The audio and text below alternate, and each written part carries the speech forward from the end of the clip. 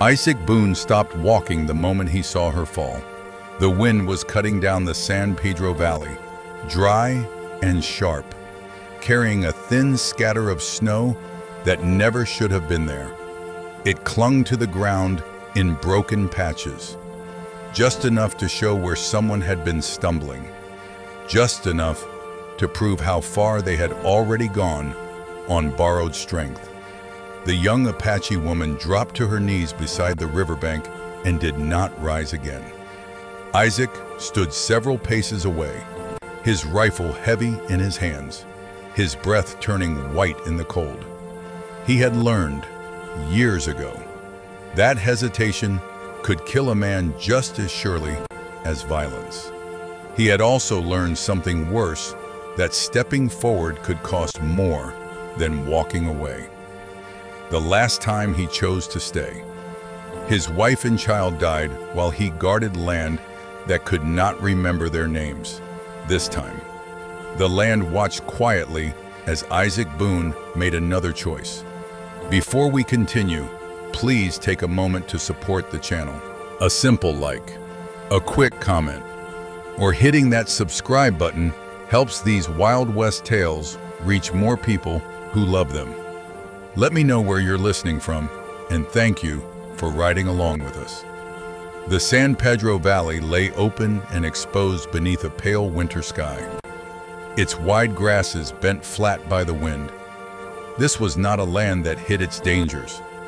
It showed them plainly dry riverbanks cut sharp by stone, cottonwoods stripped bare, the ground stiff with frost that would vanish by noon and leave mud in its place. Men who lived here learned early that survival had less to do with luck than with restraint.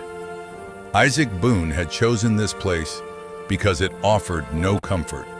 His rancho sat far from the nearest trading post, a low structure of timber and packed earth built for function, not permanence.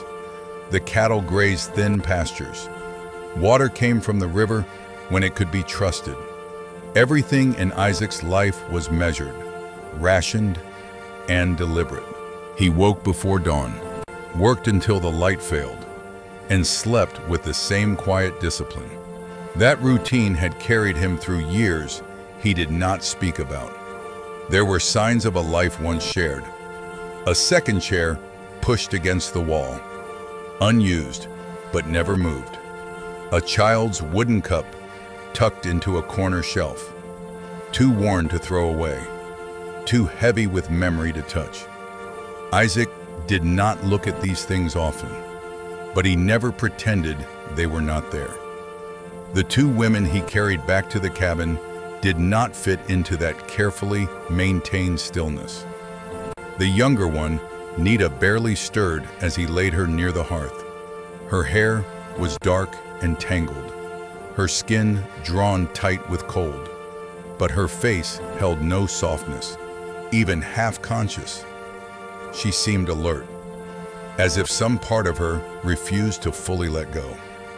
When her eyes opened briefly, they did not plead, they searched. The older woman, Dasan, noticed everything.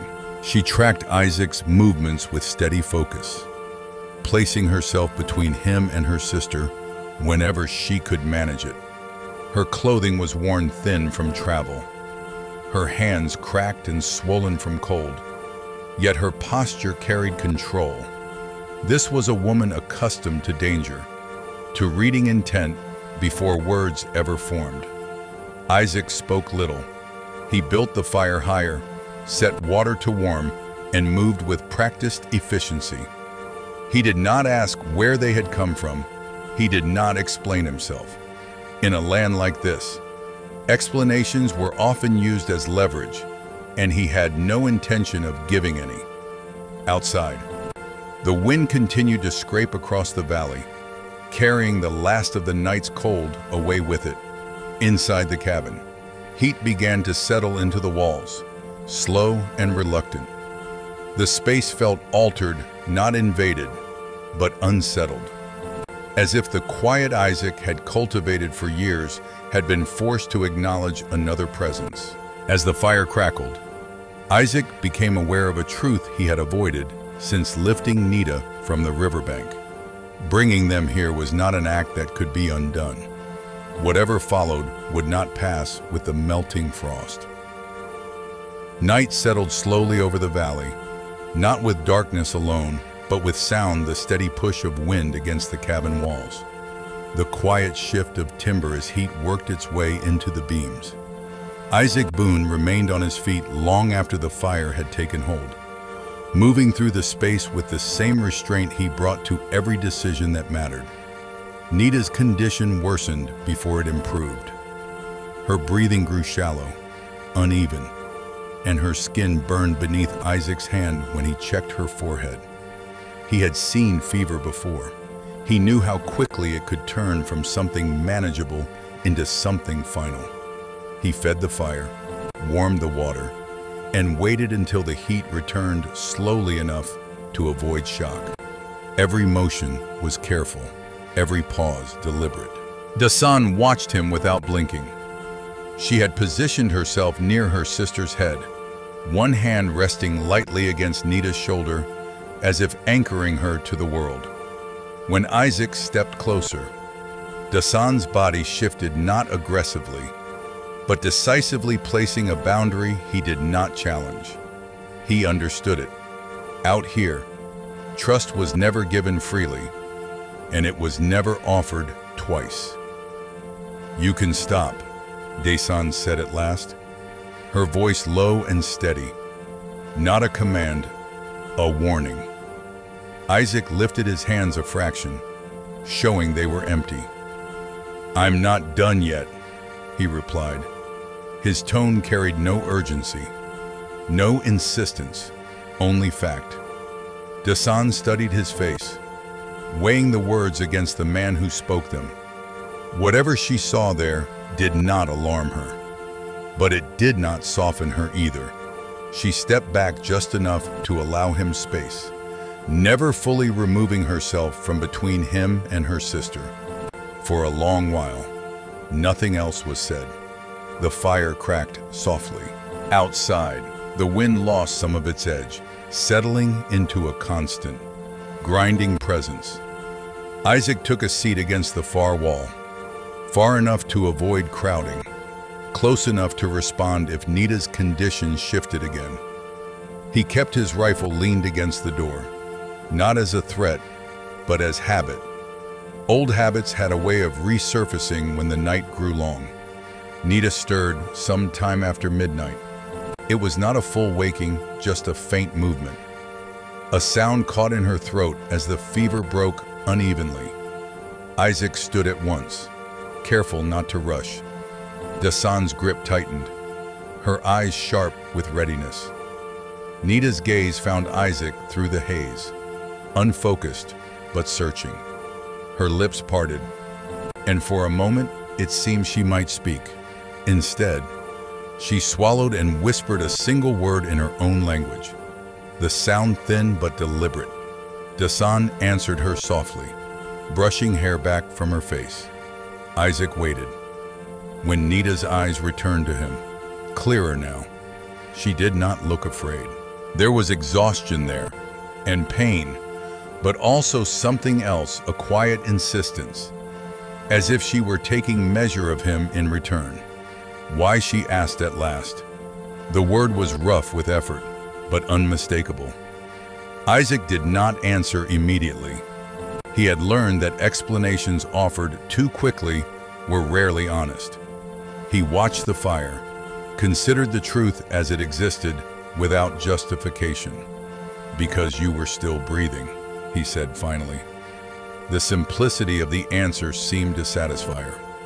Nita's eyelids fluttered, and she slipped back into a deeper rest, her breathing steadier now. Dasan did not look away from Isaac, but something in her posture eased, just enough to be noticed. Isaac returned to his seat, the weight of the moment settling in his chest. The question lingered longer than the answer had. Why? He knew the land would have accepted his silence just as easily as it had accepted his help. It would not have judged him either way. But as the fire burned low and the night stretched on, Isaac understood that this was not a question the land would answer for him. It was one he would have to live with. Morning came without ceremony. The cold had pulled back from the valley during the night, leaving the ground damp and dark where the thin snow had melted away. A pale light settled over the riverbank, revealing the marks of passage, footprints softened by mud, broken grass bent flat by exhaustion. Signs that 2 lives had nearly slipped past the point of recovery. Isaac Boone stepped outside before the sun cleared the low ridge. He moved quietly, as if the land itself might still be listening. Habit drew him first to the cattle, then to the river, then back to the cabin.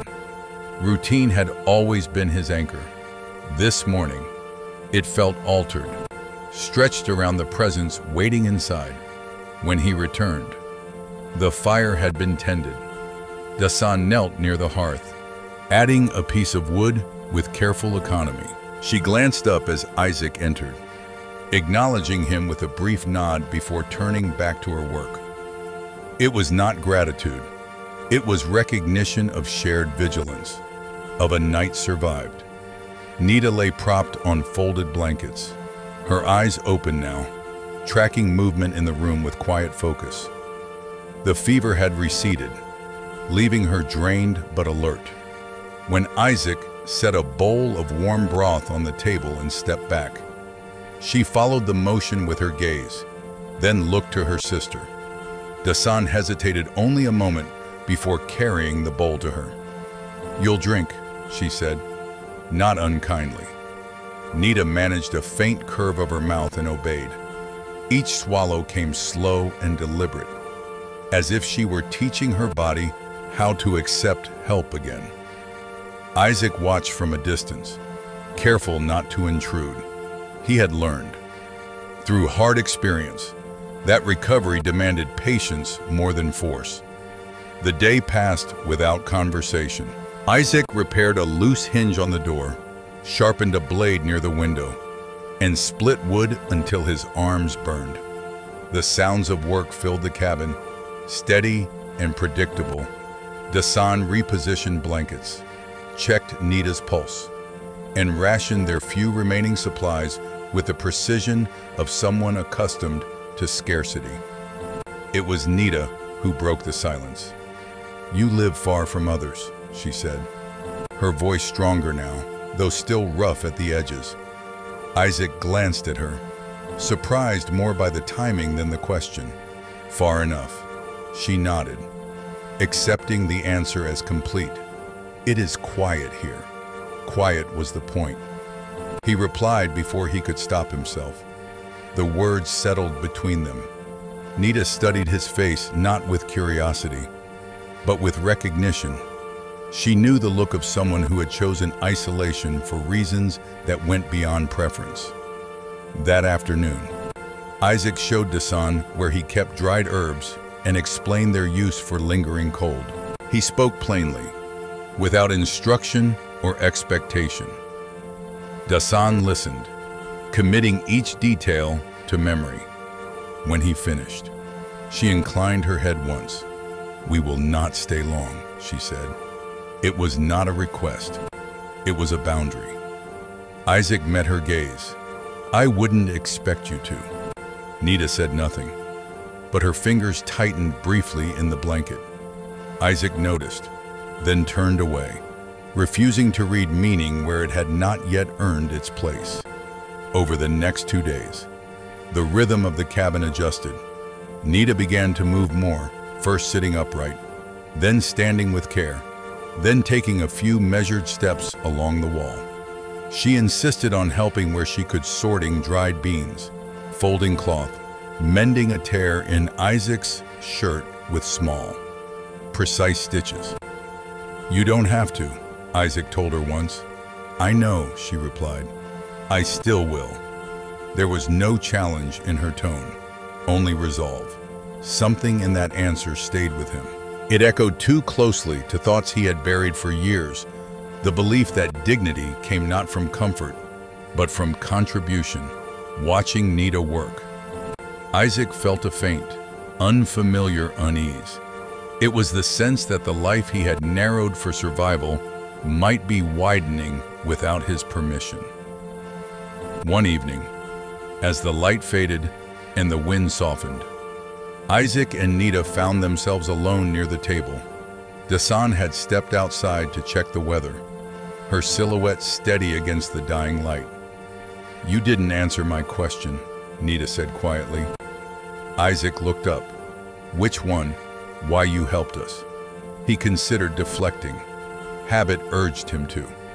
But something in her patience, her willingness to wait rather than demand, made evasion feel dishonest. "I stayed once," he said at last, "when leaving would have been safer." Nita did not interrupt. "I told myself it was the right choice," he continued, his voice low. "By the time I knew it wasn't, there was nothing left to save." He stopped there. No names, no dates, no plea for absolution. Nita absorbed the words in silence. When she spoke, it was not to console him. "Staying is not always wrong," she said. "Leaving is not always safe." Isaac met her eyes. The simplicity of the truth struck harder than sympathy would have. For the first time in years, he felt seen without being judged.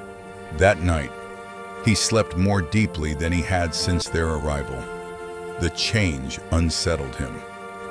Over the following days, Isaac caught himself watching Nita in unguarded moments, how she paused to rest without apology, how she listened more than she spoke, how she studied the land with the attention of someone who understood both its beauty and its cost.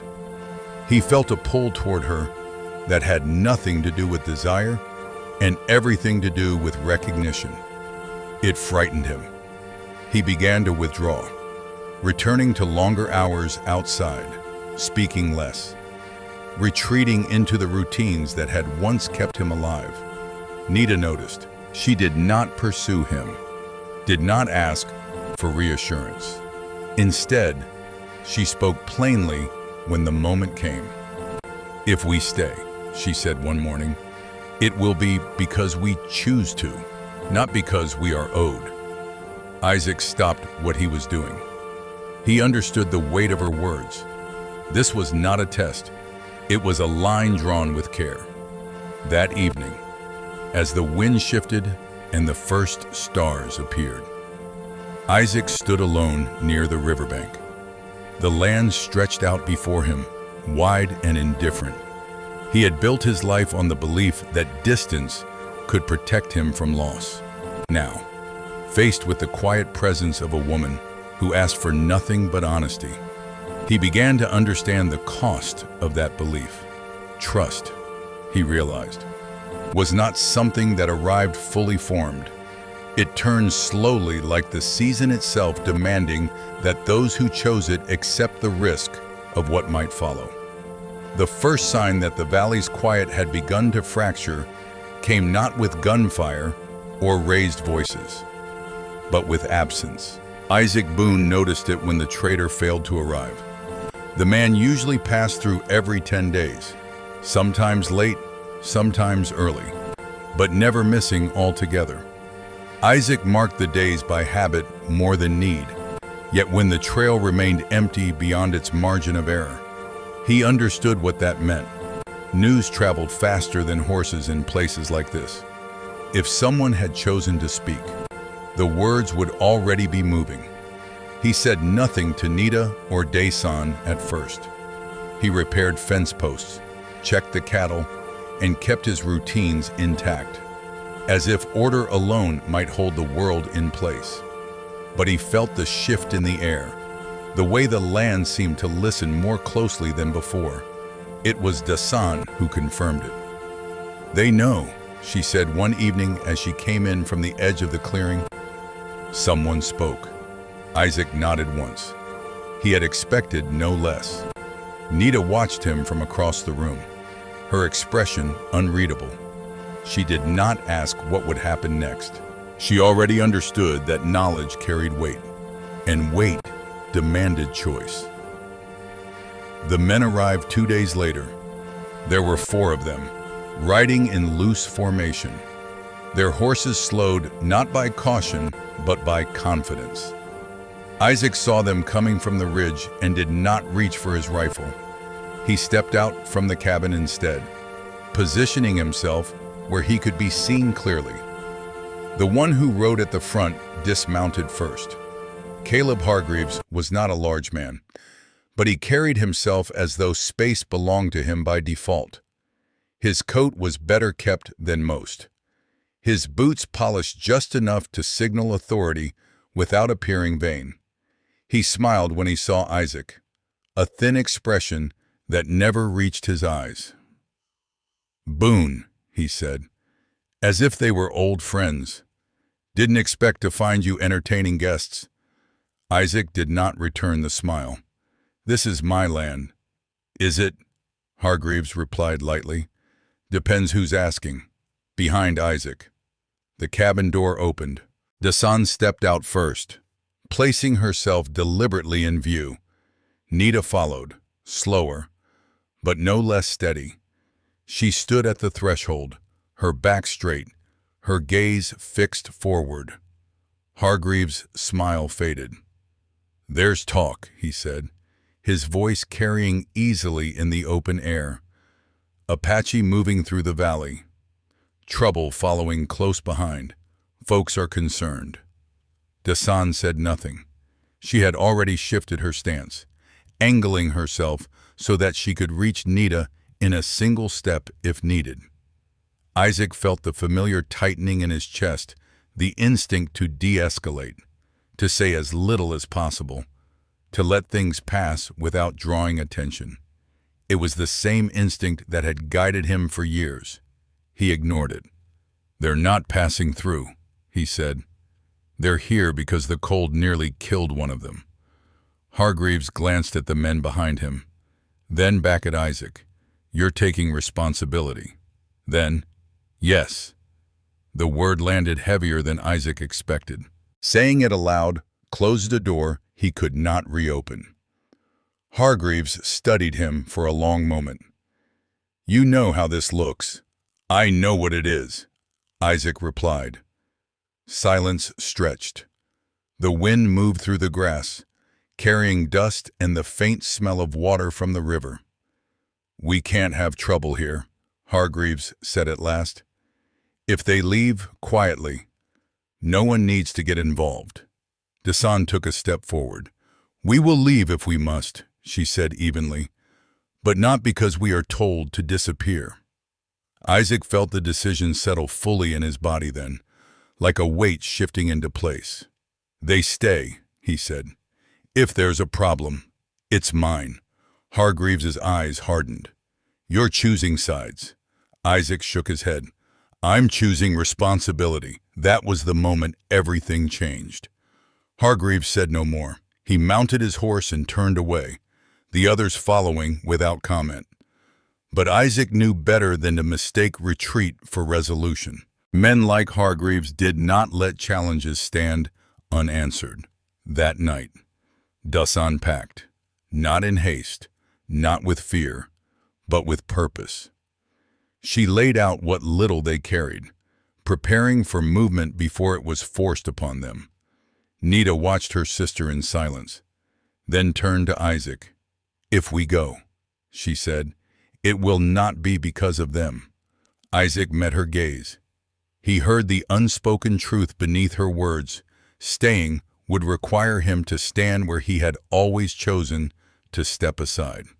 The following day, word reached Isaac that Hargreaves had taken men south, tracking signs that did not exist. He was determined to prove himself right, to justify the pressure he had applied. The land, indifferent as ever, did not bend to his certainty. The weather turned, not into snow, but into wind, hard, cutting, deceptive by nightfall. A rider arrived at the edge of Isaac's land, breathless and shaken. "Hargreaves is down," the man said. "Horse slipped near the cut rock. He's hurt bad." The rider looked at Isaac with something close to expectation. Isaac did not respond immediately. He felt the old instinct rise again, urging him to stay still, to let consequence follow action. Instead, he reached for his coat. Nita saw the movement and understood at once. "You don't owe him," she said quietly. "I know." Then why Isaac paused, the answer forming without effort. "Because I won't live by leaving things undone anymore." He rode out into the dark alone. Hargreaves lay where the land had claimed him, pinned, injured, furious at his own helplessness. Isaac worked without words, cutting, lifting, binding. He brought the man back alive, though not gently. By morning, the story had spread. Hargreaves survived, but he did not recover his standing. His lies surfaced. His recklessness was witnessed. The men who had followed him no longer spoke his name with respect. In a place where authority lived or died by trust, that was punishment enough. When Isaac returned to the cabin, Nita was waiting. He did not explain himself. He did not have to. The choice had already been made before the land, before the people, and before himself.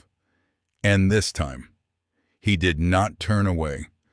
The valley settled slowly after the confrontation, as if the land itself needed time to absorb what had happened. The wind softened, no longer pressing its will against the grass. And the nights grew clearer, colder in a way that felt honest rather than threatening. Life returned to its ordinary rhythms, but nothing moved quite the same as before. Isaac Boone felt the change most keenly within himself. He rose before dawn as he always had, tended the fire, checked the cattle, and walked the edge of the river where frost still clung to the shaded banks. Yet each task carried a new awareness. He was no longer moving only for his own survival. Every decision now reached beyond the narrow circle he had drawn around himself for years. Inside the cabin, Nita was awake when he returned. She sat at the table, sorting dried beans into careful portions. Her movements unhurried. Dasan stood near the wall, adjusting the straps on her pack. They did not speak at first. Isaac set his coat aside and poured water into the kettle. The sound of it heating filled the space between them.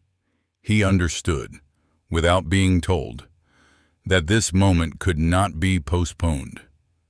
Silence had served them well until now.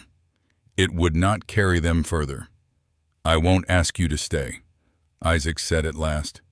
Nita looked up, her expression steady. She did not seem surprised. "I wouldn't stay if you did." The honesty of the exchange eased something tight in his chest. He nodded once.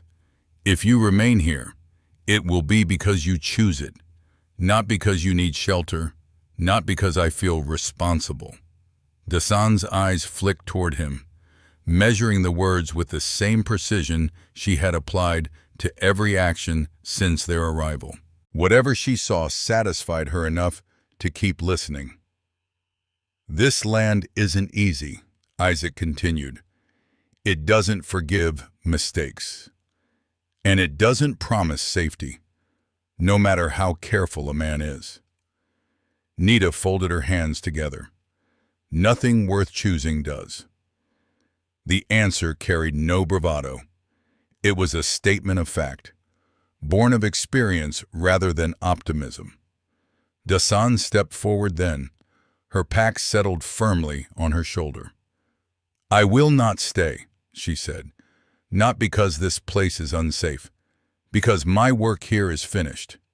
Nita turned to her sister, concern flickering across her face before settling into understanding. "You don't have to go yet." "I do," Dasan replied gently. "You no longer need me to stand between you and the world." Isaac felt the weight of those words more than he expected. He had seen Dasan as a shield, a necessary presence that defined the balance within the cabin. Only now did he recognize what her leaving would signify. They shared a meal without ceremony. No toasts were offered, no promises spoken aloud. Dasan finished first, set her bowl aside, and checked her gear one last time. When she reached the door, she paused. "You chose correctly," she said to Isaac, not as praise, but as acknowledgement. Then she turned and stepped out into the morning light. Nita watched from the doorway until her sister's figure disappeared into the low hills beyond the river. She did not cry. She stood quietly, breathing in the cold air, letting the separation settle into its proper shape. When she returned inside, Isaac was waiting. "I will stay," she said simply, but not as someone being kept. Isaac met her gaze. "I wouldn't have it any other way." They spent the rest of the day in deliberate work. Isaac showed Nita where he planned to expand the grazing area come spring. She asked questions, practical and precise, considering the long view rather than the immediate comfort. He found himself answering without reservation, explaining choices he had once made for no one but himself. That evening, as the light faded and the fire burned low, Isaac spoke again. "I don't know what this becomes," he said, "only that I won't walk away from it." Nita considered him carefully. "That's enough." The words carried weight not because they promised happiness, but because they accepted uncertainty without fear.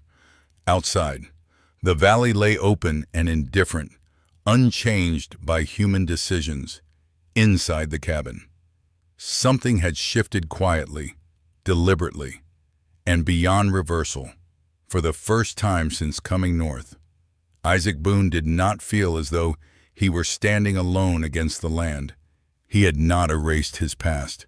He had not been forgiven for it. But he had chosen, at last, to move forward without leaving pieces of himself behind. The days that followed unfolded without urgency, yet nothing about them felt accidental. Dasan did not return. Word came weeks later through a passing hunter that she had joined a small Apache group moving east toward the higher ground, where water lingered longer and the land offered better cover. The news carried no alarm, no sorrow.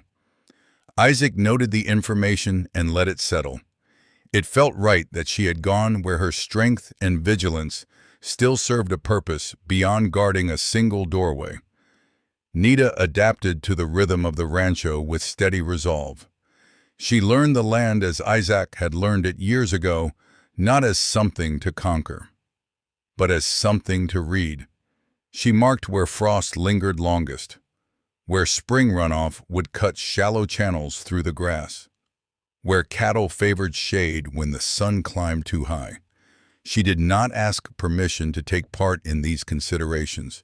She offered them, and Isaac listened. The cabin changed in small, practical ways. Tools were moved to places where both could reach them easily. Food stores were reorganized to reflect planning rather than scarcity. The second chair was pulled from the wall and placed at the table, not as a symbol, but because it was needed. One evening, Isaac found himself standing near the river at dusk, watching the water move around exposed stone. The memory of the morning he had found Nita there returned not with the sharpness of guilt, but with clarity. He understood then that the choice he had made had not erased his earlier failure. It had simply refused to let that failure define every decision that followed. When he returned to the cabin, Nita was inside, mending a length of tack with practiced hands. She looked up as he entered, her expression calm, unguarded. "This place feels different," she said. Isaac considered the statement. "It is. They did not speak of love. They did not frame what they shared in language meant to soften uncertainty. What bound them was not rescue or obligation, but the mutual understanding that neither would retreat when the work grew heavy or the land demanded more than comfort. As winter loosened its grip, the valley shifted, grass pushed up through softened ground. The river ran clearer, faster. The cold that had once threatened life became a memory, replaced by the steady labor of preparing for what came next. Isaac Boone rose each morning with purpose that extended beyond habit. He worked not to keep the past at bay, but to build continuity to ensure that what had begun here could endure. Nita worked beside him, her presence neither tentative nor claimed, but chosen. The rancho no longer stood as a marker of isolation. It had become a place of alignment, shaped by responsibility, restraint, and shared resolve. The land did not bless their decision. It did not promise ease. It remained what it had always been: wide, indifferent, demanding. But within that vastness, a life had taken form, not through grand declarations, but through daily choices made without retreat. And that, Isaac knew, was the only kind of ending the frontier ever truly allowed.